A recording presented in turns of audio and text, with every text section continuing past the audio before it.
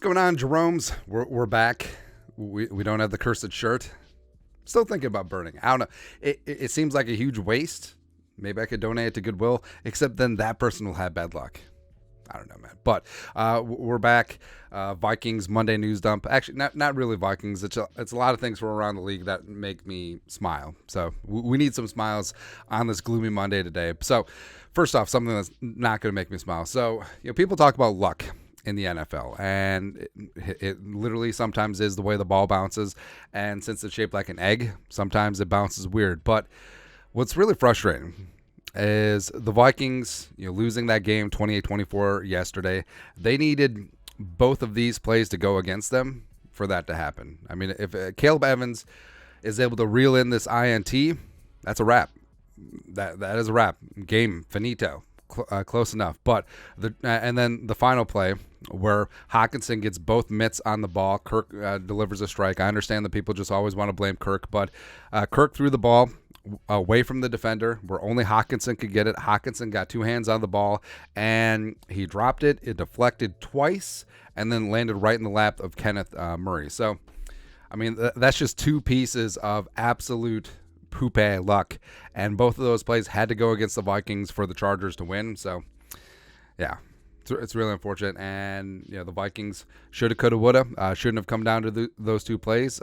Should have put the bang thing on the Chargers, and maybe Justin Herbert doesn't throw for 400 freaking yards and all that stuff. But sort of is what it is. But yeah, did the Vikings run a little bit hot last year? Sure. I mean, 11-0 in one-score games, but the Vikings are not this bad, and the Vikings, you have to admit, are running extremely unlucky right now, both in the way the ball bounces as well as inflicting wounds upon themselves. But we'll move on forward.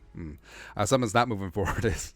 All right, so our friends Viking Nations put this out where it's like it's one of those Hy-Vee vans. Like if you live in the great state of Minnesota, like you see these all over the place. These Hy-Vee vans do catering and stuff, and yeah, it's just a perfect analogy for what's going on for the Vikings. Still moving forward, but just got that flat going on. It's rough, man. It's rough.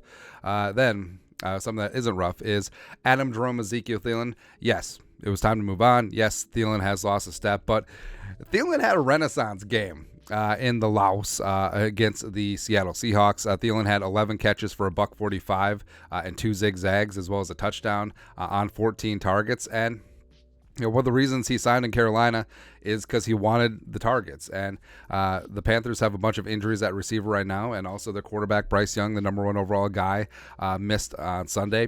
Probably going to miss the Vikings game as well. So Andy Dalton, the Spirit Airlines of quarterbacks, is probably going to be under center again. And Dalton knows where his bread is buttered, so he just threw it at the veteran, and he went from there. And respect. I mean, Thielen had a great game, and now as the Vikings 0-3 allegedly take on the 0-3 Panthers down in Charlotte on Sunday, I mean, Thielen has a chance to do the most hilarious thing, have a massive game with Andy Dalton and send his former team to 0-4, which, I don't know. As a sadomasochist Vikings fan, I mean, we could see it, sure. Even though, was it correct to move on from Thielen? Yes. Was it correct to draft Addison? Yes. Will Addison be better than Thielen in the next couple seasons? Yes. But, I mean, I get Carolina's in a little bit of catch-up mode throughout most of this game, and Seattle's defense is a little bit right now, but props to Thielen for getting the job done. Also getting the job done was the stupid Dolphins.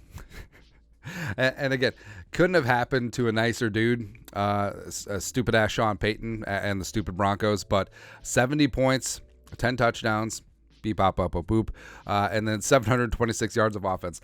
They could have tried to kick a field goal at the end because they had 70 points with 5-6 minutes left in the game, and they could try to kick a field goal and try to set the NFL scoring record, but they said they didn't want to embarrass the Broncos. Okay. And of course, the juiciest part of this is Mike McDaniel grew up in Colorado. He was a Broncos fan. He was a Broncos ball boy for a hot second. He was a coaching intern in Denver. Then they refused to interview him when they had the head coaching opening, and he's like, I took that personally. He dropped 70. 70, man. It's crazy. And again, one of the better parts of this is it all happened to stupid ass Sean Payton. And then after the game, Dov Kleeman tweeted this. Things got ugly between Bronco Sean Payton and the media after his 70-20 point loss to the Dolphins. What's the question? What's the question? I just finished telling you. Next question. So a reporter was asking him about how it feels to be on that side of a historic record loss in National Football League history. And the reporter who was badgering him, of course, was Chris Tomasson, a former Pioneer Press legend. And he and Zimmer, of course, go way back like chiropractic, and it's just funny, man. It's just absolutely hilarious. I'm glad. I'm so glad that Tomasson was there to unleash the fury. Stupid ass Sean Payton. It's great, man. Also unleashing is this family. So, Twitter user Buck Fuffalo, so big time game for him and his ilk this weekend. My family does a tequila shot for every Dolphins touchdown. Today's historic win has be rethinking tradition. So he may have already had a couple when he was typing that out.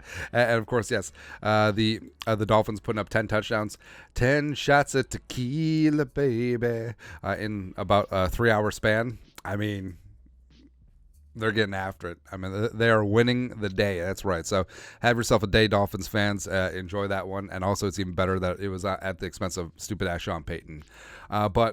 So Broncos left tackle Garrett Bowles, the pride of Utah, took a little bit of umbrage after that ass kicking. He said this, quote, "I've been here for 7 years and all I've done is lost." And, Garrett Bowles got there after the Gary Kubiak Super Bowl year, and it's been tough sledding for the Broncos over the last couple of years. And you can understand Bowles' frustration, but I don't know, man. Like, he's a decent left tackle, got himself a premium contract. You part of the problem, bro?